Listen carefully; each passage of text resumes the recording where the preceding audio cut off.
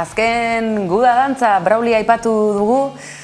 Braulia delako, nola esan, gure erreferenteetako bat, txiki-txikitatik.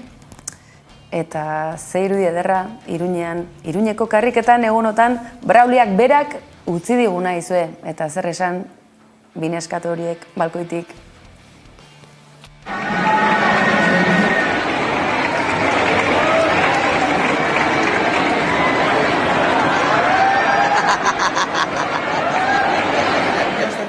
Aizue, ni bintzat unkituta, zuek ere bai badakit.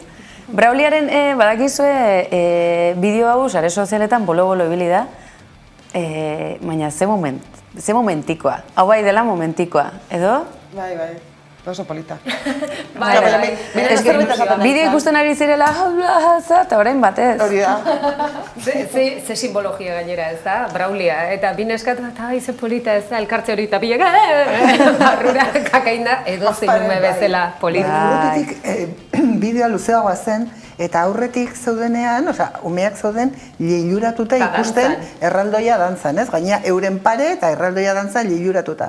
Baina erraldoiak ikusi ditu eta keinu bat egin die eta hurbildu zaie eta ikusi dutenean hurbiltzen, imaginatu zen neurria duen. Edo zeinume bezala, ikaratu dudea eta barrura... Erraldoia kalean dagoela ez da, persona badala, ez duela ikusten goitik.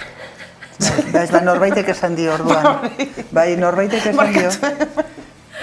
Bai, ni sartu naiz begiekin. Hau bakizue, hau da metaboikota.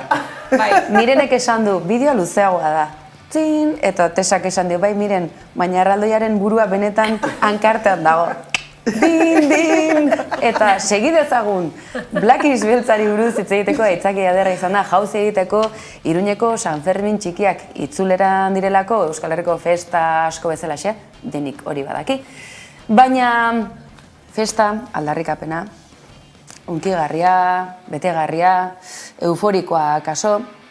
Ekitaldi politikoa, bakoitzak bere interpretazioa atera beza, Blackis beltza ondorengo minutuotan ikusiko duzuen bezalaxe, asko esatera dator, asko kontatzera eta asko gordetzera. Jon Maia ezagutzen duzue, negu gorriak, bertsoa ez dator osorik, miren, jakin dezazun, bertsoa ez dator osorik, baina zati esanguratsuena dakarkizuegu.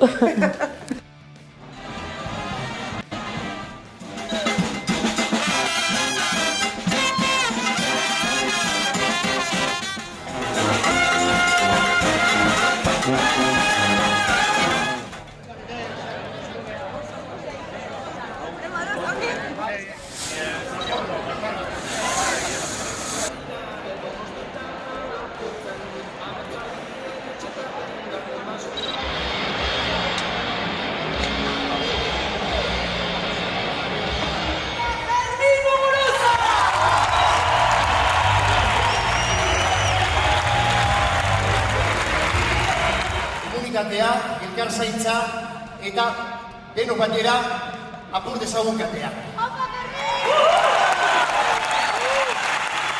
Ongi etorri mundura inoa, eskerrik asko belodromoa. Hau duzu Inigo omena, gurea dakara.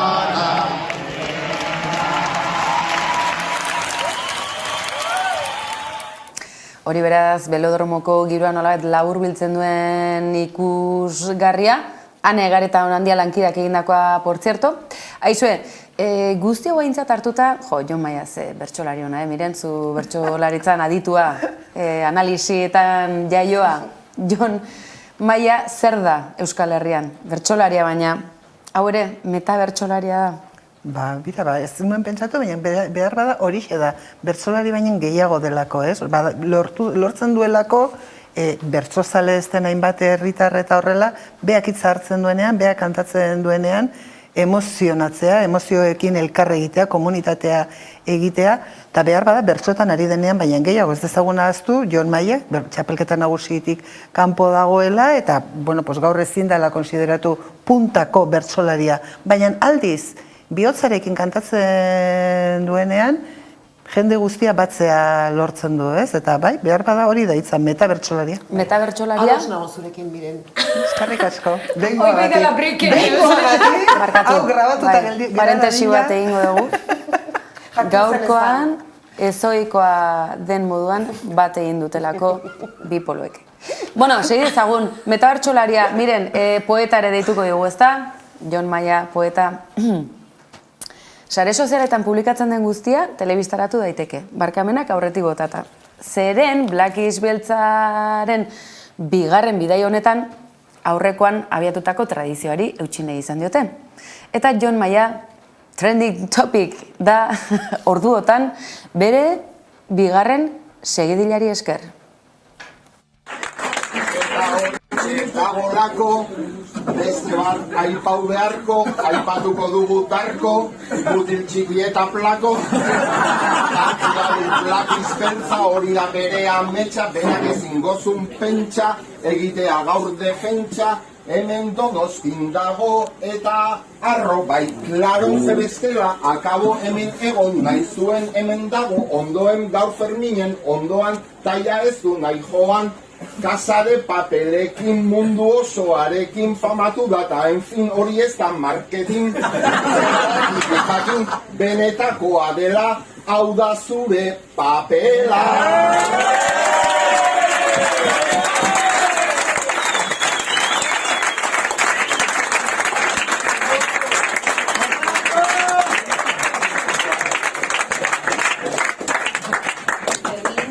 Bukatzeko alerta, hau bezala ezin zen gerta, gora Aitor Zabaleta eta familia.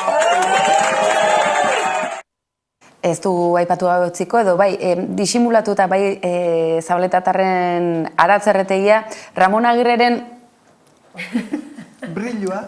Isla, Itziar Ituño paparazzi, eta hain ezaguna egin den paperezko etxe edo, bueno, itzulpenik ez dago euskeraz momentuz. Jatorrizko itzulpenak izenburuak barkatu mantentzea izaten da, La Casa de Papeleko protagonistetako bat ere ahotsa dugulako Black Eyed Beltza bigarren honetan. Garrantzi handia eman diotelako Muguruzatarrek baita bidai honetan, animaziozko film honetan ahotsa jartzari. Baina, bueno, ahotsetaz ari garela, segidila, nola bukatuko duzu, Jon? Aurrera, please.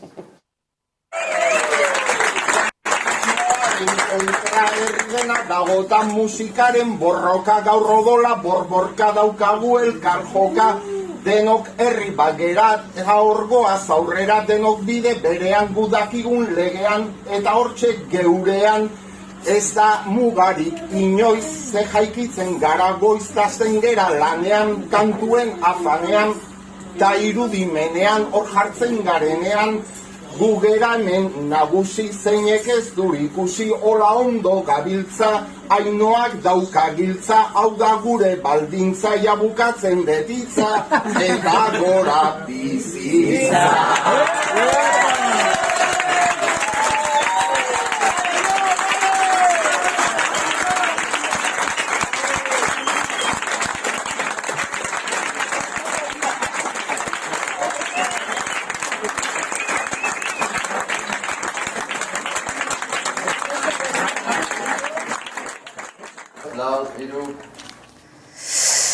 Ados, sare sozialak Twitterran badakizue baten batek ikusune baldin badu, segidila osorik hortxe duzuela.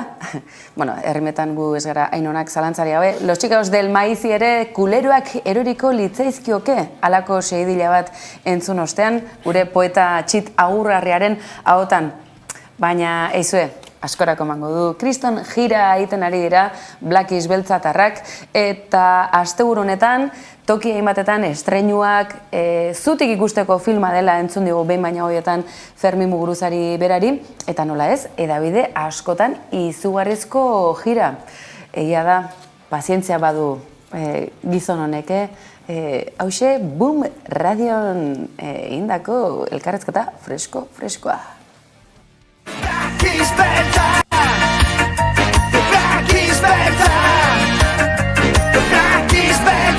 estoy al lado de una leyenda. Estoy en el estudio número 1 de Bomb Radio con Fermín Muguruza. ¿Qué tal, Fermín? Buenos días. Muy bien, aquí una leyenda viva. Déjame que te cuente una cosa, Fermín. Me ha hecho mucha ilusión cuando has empezado a tirar atrás en el tiempo y has dicho, wow, cuando yo empezaba con Cortatu, Negu Gorriak, años... ha pasado un los años 80, saco de años, ¿eh? Bueno, txintxo portatuko gera Fermín Muguruza kolpez-kolpeko platotik ere pasako delako laster, beraz ez du adar gehiagirik jo nahi. Edonola ere, guzti honekin aipamena ekarri nahi genizuen, honezkero zinemaetan ikusgai delako Black is Beltza bigarrena Ainhoa, eta tira izue, ikusteko gomendioa bai, bakoitzak atera dezala bere ondorioa, kritika artistikoa eta bestelako ere bai, halako ekarpenak beti direlako ongietorriak eta aniztasuna herri honetan benetan praktikara ere ekarri beharra dagoelako. Neskak, zerbait aipatu nahiko zenukete Black is Beltza, Kortatu, azken hamarkadetan, gainetik, ez da? Aipamen pare bat, ondo, jak! Naroaren estiloan. Galdera trampa, banik erantzungo da. Bai, venga, bota. Lenguan esan genuen, gure bizitzako soinu bandak, ez da, eta nik uste Kortatu badala. Eta Fermin, esan duzu, eta kritikak eta ez kritikak, gustoko ez gustoko, mila gauza entzun daitezke, baina beti horregon dela, sortzen, bai bera, bai anaia, belodromoan ere ederra izan zen, omenaldia egin ziotenan, ere ustez, bi gauza unkitzeko belodromoan izan zinenak asko, baina bat, anaiari egindako omenaldia eta Javi Saluri egindako omenaldia izan zela bihotzekoa. Baina hori, Fermin, soinu banda gurea, eta nik uste dut filman zehar ere hori bizizala, ez da? Abestiak entzuten gindoa zen da, dena ginen, akaso adin batekoa ginelako, Jenny, agian zu baino, helduxiago. Bigarren galdera trampa hortizi, Juan. Bai, hori ere nabaritzen zen, zeuden asko nereekin eta gorakoak, eta gero asko ere seme-alabekin, eta umeekin, horrek poztu nindun, zesan hon? Badaukagu esperantza, Jenny, baino zuk, 30 urte izan da ere oso gaztea zehala, noski, baina zure bizitzan ere izan da soinu banda? Ministazu. Ez que ezin dut erantzun. Hori da gero, ministazu. Nire bizitzan nire izan badan soinu behar da Kortatu. Kortatu, Negu... Bai, Kortatu, bai. A ber, 30 urteko eta 6 eta sogei, Nahi dut esan, 30 urtegaz entzuten da. Fermín Muguruza entzun dekot nik. Bueno, zure galdera trampak ez du asko funtzionatu. Bigarren galdera trampa. Pentsatzain hon pikatuko zela. Bigarren galdera trampa. Miren eta Tesa. Mesedez, zuen analisia. Black is Beltzari dagokionean, zein da zuen, ze sensazio edo ze iritzi sortu dizue? Beti da pozgarria, ez? Hemengo produkzio bat egitea, arrakastatxoa bada, ari gehiago, ez? Da pozgarria, eta hemengo aktorekin, eta nire lagunak daude hor lanean. Zesango dizuet, oso pozik, horregatik. Oso ondo. Bai, lehen Jon Maiataz esan dugunaren antzeko zerbait, ez? Osea, Fermín Muguruzak erakutsi du sormena inguru ezberdinetan eta landu dezakeela eta badakiela herri honen emozioekin bat egiten eta herri honen emozioak pizten badakiela aldiro asmatzen du ze klabijari eman jendea mugitzeko. Gustokoa izan, ez izan, nik adibidez, asteburu honetan Kalakan, Saran, Kobazuloetan, nik asko zer gustorago entzungo dut. Gusto, Ferminek badaki jendearen emozioaren klabija hori oso ondo ukitzen. Bai, hori eta esker honeko izaten ere bai. Eta hori aitortu behartzaio, nik personalki behintzat, ekarpen horietan iritzi horretan badut alako aipamena. Eta da, egia da, zinemaldian ohikoa dela, ez da? Zinemaldian parte hartzen duten filmetako, aparte de guztiak, oholtzara eta beste, baina egia da, Fermin eta Muguruzatarrak esaten dudanean, Jon Unanua ere tartean dagoelako eta ekipo handi bat atzean, partaide guztiek izan zutela bere tartea eta Naroak ondo aipatu duen bezalaxe, kontakizunean bada tal edota ari baten protagonista nagusia, eta hori salutregi bera da, eta eginek izan zuen bere momentikoa baita ere, batzutan gauzak ere antzi egiten zaizkigulako, eta izue, hori ere polita eta dotorea gratu zelako. Ekil doktorearen atala gaurkoz nahikoa Black is Beltzari dagokionean.